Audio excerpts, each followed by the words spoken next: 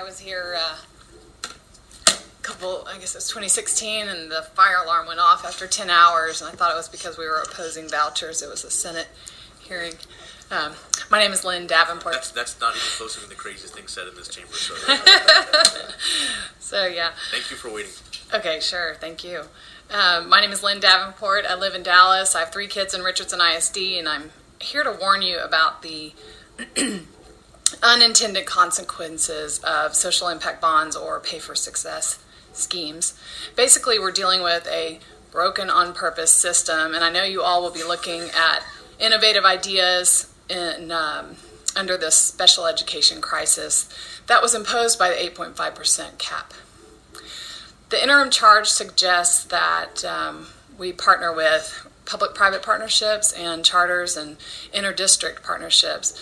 I want to remind you that charter schools are largely underperforming in Texas, and the ones who are successful did it by sending the difficult kids back to the public schools. You know, the ELL, the special needs kids, and the behavior problems. They're sending back to the public schools where, you know, we have to educate all children.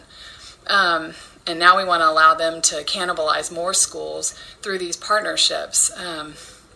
And as a reminder, there's no public and public-private partnerships. Taxpayers, parents, and the communities most affected by these partnerships have no seat at the table. And if they do, it's hijacked by a technique where preordained outcomes are set before the meetings ever began.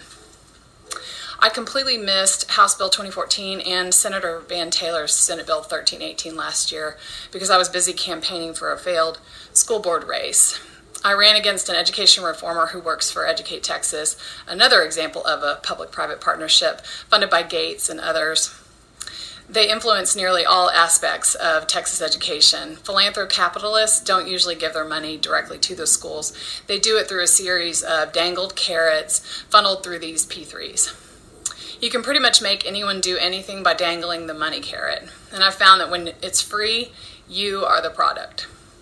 Regarding Senate Bill 1318's Pay for Success, I went back to watch the footage of Van Taylor's reading of the details of the bill, and then he introduced the commissioner to close the deal.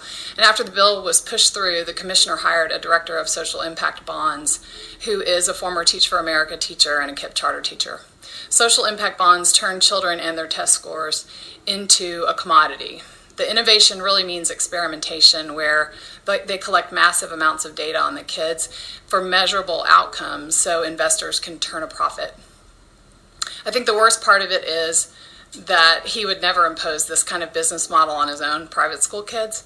And I just have to ask, how do special ed kids fit into the TEA's math innovation plan? So in closing, we can't legislate our way out of this special ed mess.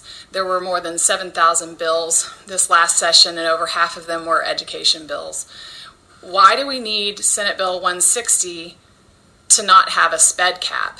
That's like saying we need a bill to not kill kids. We know that Texas was denying services to children with autism, dysgraphia, and dyslexia for the last 14 years, but no one ever revealed who set the cap. Do you know who set the cap? I don't either, but I'd love to know, so if you could find that out, let me know. And I'll post it on Twitter or something. They are responsible for filling up the beds in the prison system with children who may have only needed extra accommodations. So we can't solve this crisis by turning our children into investment vehicles for profit, and we need to do what's already in the law, and that starts with the TEA and the local ISDs being allowed to spend our resources on serving kids with human teachers, not more technology. Sure. Any questions? I have a quick question for you. Mm-hmm.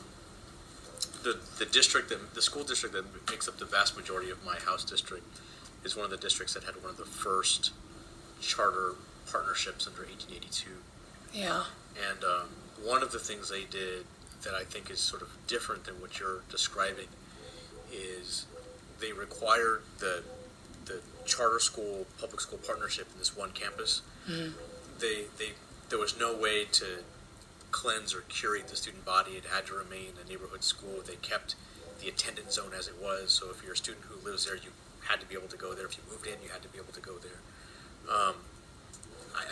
Does that sound better? It's better than closing the campus, yes. And I will say it's not necessarily, to your point, all that's not baked into the bill. That was a local decision they made, but it's not baked into the bill. And so I'm just wondering if those kinds of features would make some folks, I'm not saying to like the whole thing, feel better about it.